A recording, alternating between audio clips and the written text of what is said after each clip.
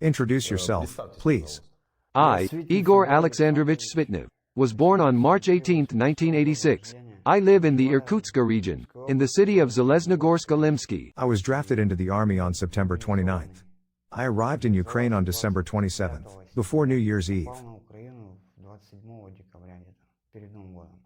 Fine. You were brought to Ukraine. We arrived almost immediately. What region of Ukraine? We arrived in the Donetsk region, I think in the city of Makivka. There were about 200 mobilized military men there. Was there a missile strike there on New Year's Eve? Yes. Oh, wow. We were there the day before, just before New Year's Eve. You were there? No. We came to the neighborhood and wanted to live there, but they wouldn't let us in. Why? There was no room for us. All seats for the concert of Joseph Kobzon have already been sold. Do you understand this joke? Yes. It all happened at night. Anyway, we were taken from there and spent New Year's Eve in the trenches.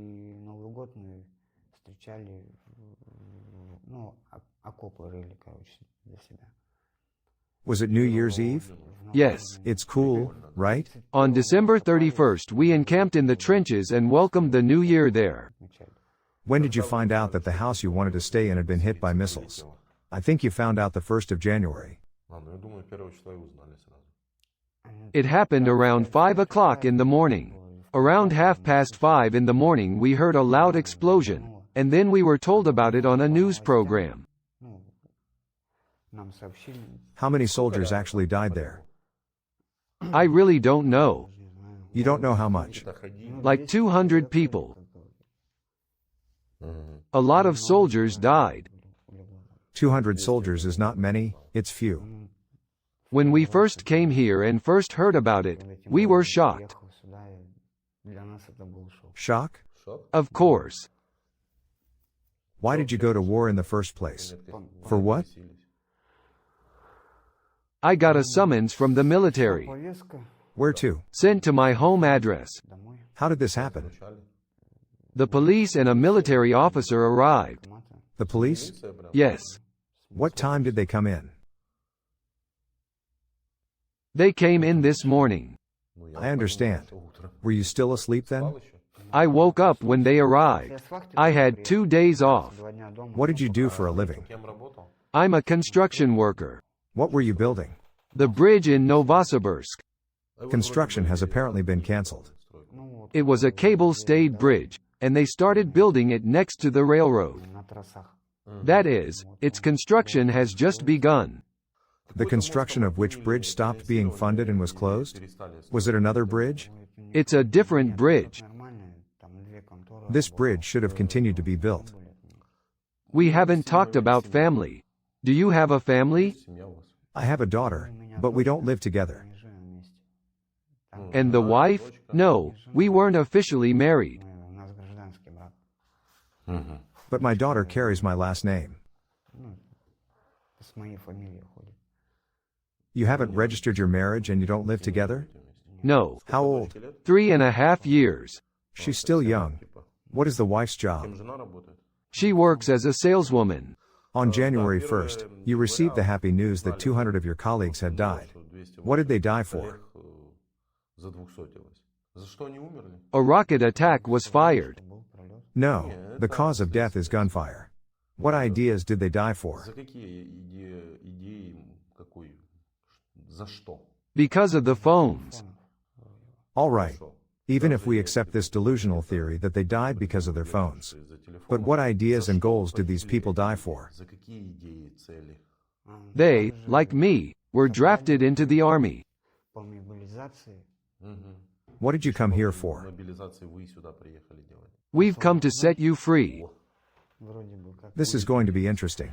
Tell me, who are you here to liberate? It's just not clear who to release from whom. How did this happen? You have to find out. It turns out that Ukrainians are our enemies. Yes, I am your enemy. I am a prisoner of war. Yes, you are prisoners of the enemy, the Ukrainians. I can't figure out who to release from whom. Wait, you've been in the war for over 6 months and you're telling me you don't understand what's going on? We were rounded up and sent here. We were told that we would guard warehouses on the border, some strategic facilities. At the border? Yes. Did you believe that?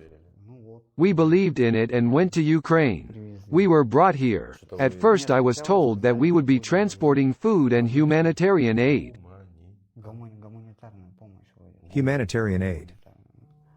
Yes, humanitarian aid. But in the end, at first we were in the trenches, and then we were taken to the village. We were taken to the village after the incident when the soldiers died. We were all settled in the village. This village is called Grekovo-Alexandrovka. Previously, there were quite a lot of us in one building, and then we began to divide into smaller groups. A lot of controversy has arisen about phones. Our phones began to be taken away. As a result, we were separated from the commanders and settled around the village so that it was not so noticeable. And after that we were sent to Donetsk. When was that? We were sent to Donetsk around the middle of January. At this time we lived in a bunker. We lived in the bunker for about 10 days. With Putin? Without Putin. We lived in a bunker. Putin is also in the bunker. I don't know. Do you have some bunkers? There was a bunker. Wow. All right, well, good. Well, it's just that your czar usually sits in a bunker. Maybe you thought you were guarding your czar. We arrived in Donetsk, in the bunker. We were forbidden to go out anywhere. We ended up staying there for about 10 days, after which some of us were selected and formed into 2 groups. Were you a sniper then? Well, yeah, but I didn't belong to those groups. We were just sitting there as backups. If we needed to add men to the assault brigade, we would go there, to the forward positions. As a result, these 2 groups of guys left, and we stayed. Then we were informed that the guys suffered in these positions. And about 3 days later we were all gathered and taken to the village of Greco-Alexandrovka. And the dead and wounded soldiers remained there. As far as I know, their bodies are still there. Bodies? Some of them are still mined and lying near these positions. As far as I know, you can't go in there and get the bodies. They don't leave their own behind. They took us away. It's clear. And then? Then we lived. You're talking about some kind of horror. Here's how it happened. You traveled from place to place. Yeah, that's what happened. You don't collect the bodies of your soldiers? The guys were able to pick up some of the bodies. There were only a few of our positions, and only some of them could be reached and the bodies of the dead taken away. Were there a lot of bodies? A lot of guys didn't come back. I hear you. That was in January, and what did you do in February? In February we arrived in Donetsk. We were accommodated in another building. It was a 5-story building, and we lived in the basement. And then we were sent to Opitno.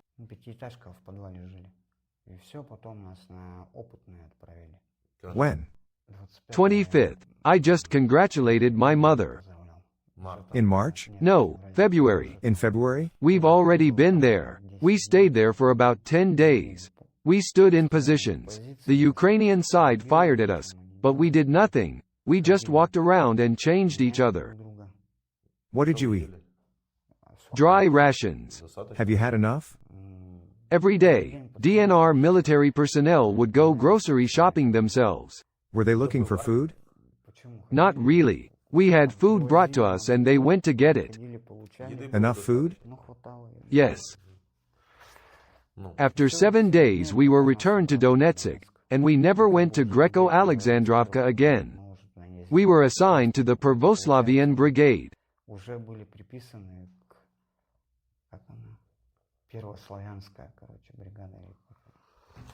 When were you captured?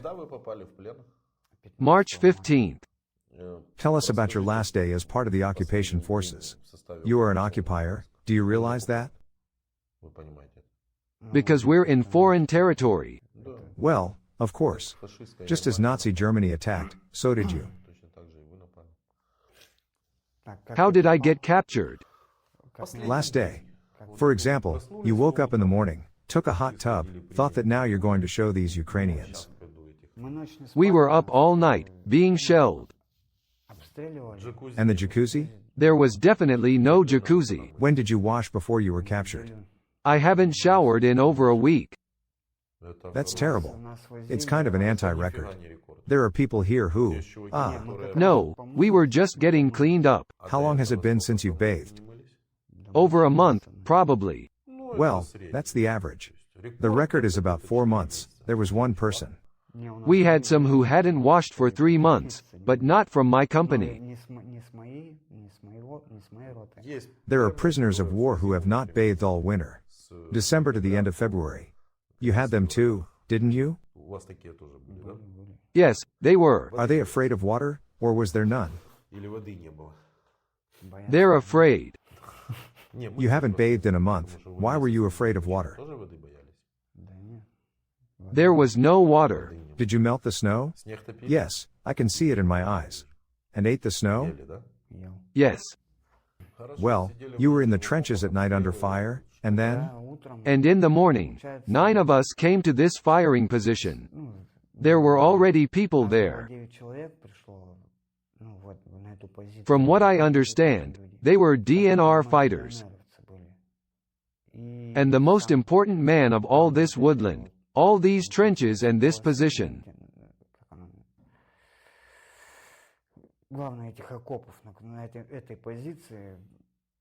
Boss. In a nutshell. This is the commander. Commander. Yes, before that, he had sent several groups to assault another position, but they didn't return. They were either killed or wounded. This is good. Since there were almost no people left in our positions. Someone was wounded, someone was killed, someone could not, someone was sick.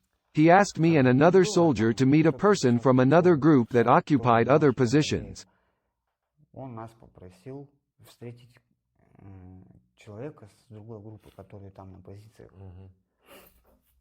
We had to meet with him to show him the way. The commander has asked you to be guides. Yes, and it turns out that Good commander. he didn't come with us. 2 groups left and they started bombing us. Apparently, we were trapped. A glowing rocket appeared.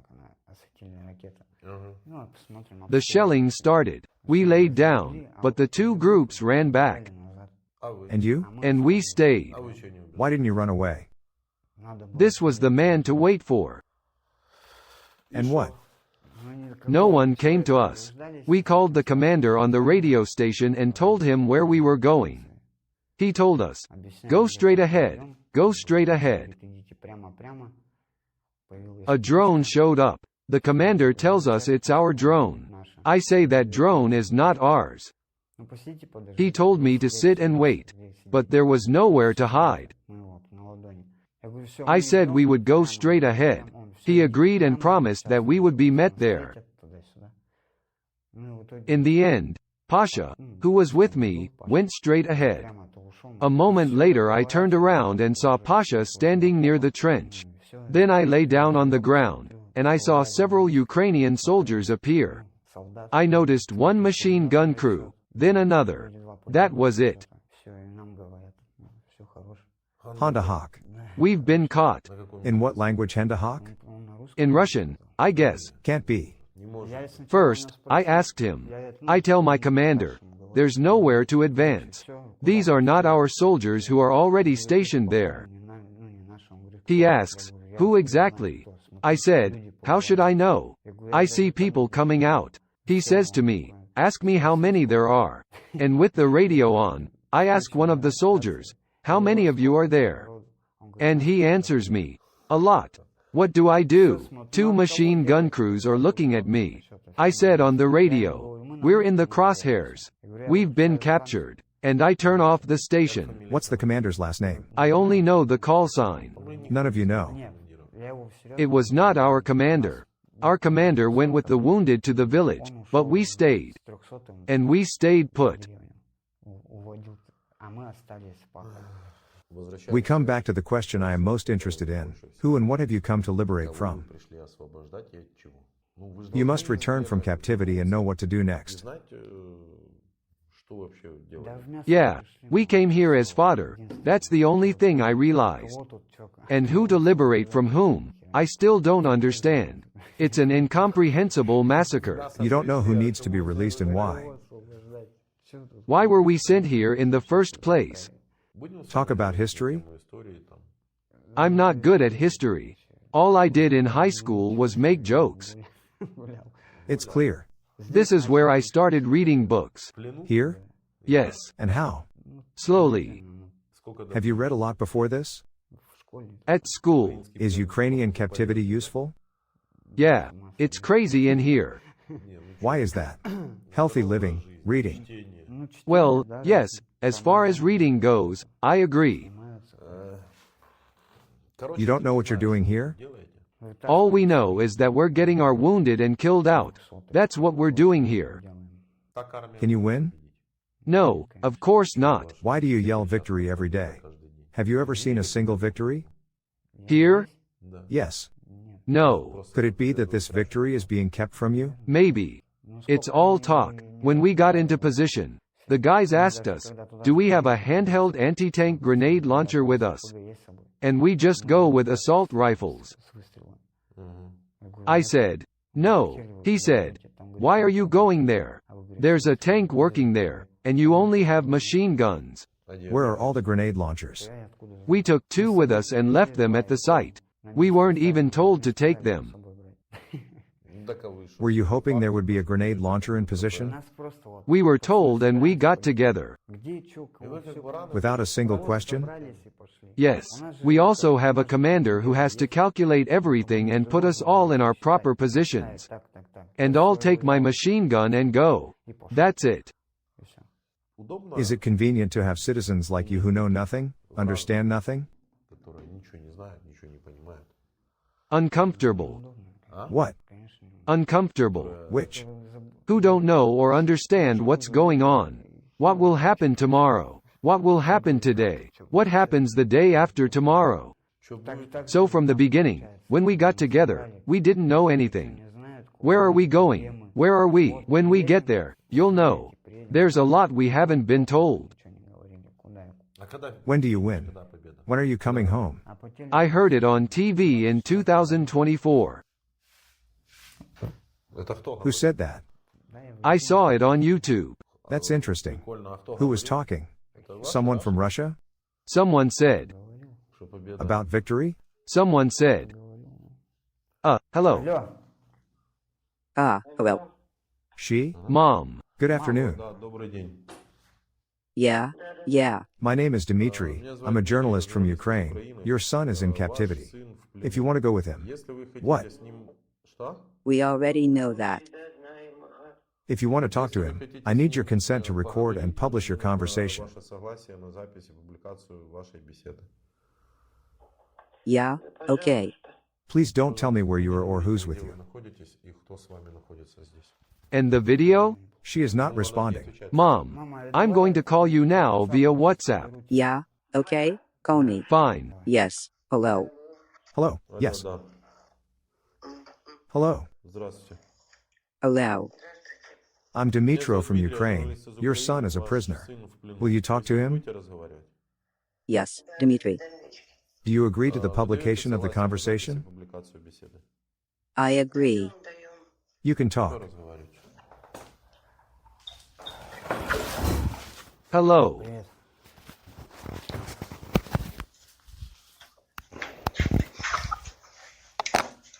Hey, Dad. Hey, son. Who is this? Dad. Does he agree to the recording? Dad. Do you agree to this conversation? Yes, he agrees. He agrees. Come on, don't cry. How are you? How can you not cry? We are fine.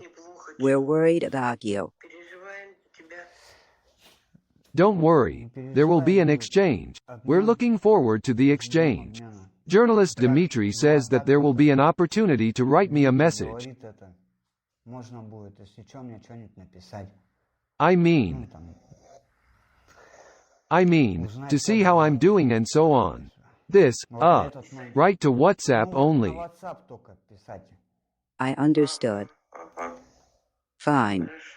I was captured along with Pasha, who wears glasses. Where is Pasha? With me here. With you? Yes. Tell me, did you transfer money to your daughter? How's she doing? I did. Son, she is fine. I want to tell you that yesterday Julia called the daycare center and picked her up from daycare. She's picking her up from daycare on Friday, and then Daddy will go and meet her, bring her to our house, and she'll stay with us for a while. I must have a very rough tone of voice right now because it's 2 in the morning. I understand. I was captured on the 15th. If she knows you were captured on the 15th because you were reported at night. Who said that? Well, the administration. We got a call from the administration. There was a video. We haven't seen the video, you know. We don't always use the phone and we don't often check the phone for new information. But they told us. There. Be strong. I am strong. Tell Tank to send things home. What's left? No information from I don't know where he is. Well, if you get in touch. Or please find out how to contact him. Where Procent is also unknown. I don't know. Only Dennis called. Okay, it doesn't matter. Don't worry about stuff. It's just stuff. It's just. Damn. What's this? I only have a charger there, nothing else. This is true. Uniform. It's hard, son. It's hard. It's hard. Be strong. That's all you can do. Only by your prayers. We pray. We're praying, son. We pray for all of you. All the relatives call us. He even called me. My brother called me from Chita. And Nastia called. So what? How's Zakar doing? Has he called? Zahar? Oh, he called, yeah. And when did he call? Well, he didn't call. I called him. I wished him a happy birthday. It was March 26th. I do not remember. Your birthday's already passed. Yes, yes. It's like they say.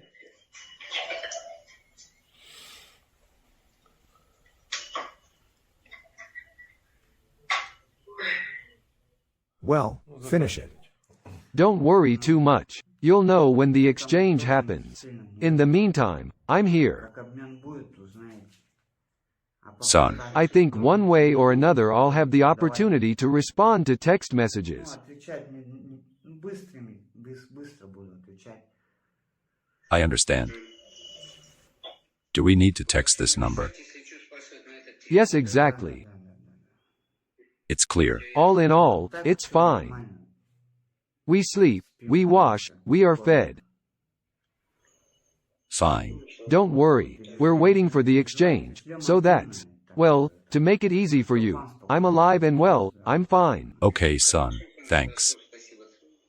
What you got there? Is that a scratch or something? Yeah, something. A cold. It's clear. Okay, well, I won't, I'll just, That's the end of it. Put the phone down. Bye. Alright, good night. We'll keep in touch. Alright, kisses, bye. So, the microphone has a dead battery, and I don't know at what point. Okay, no, it's fine. The microphone went dead, and I don't know when the sound went out. It is the tradition of our prisoners of war to address their fellow citizens if they so desire. To whom? It's to the compatriots. You want to come here, you don't want not to come. I understand. Speak louder. I understand. The camera is here. I understand. It turns out that you look up and I stand to get a normal sound. I will address my fellow citizens in the service. Thank you for the video appeal. Please. Пожалуйста.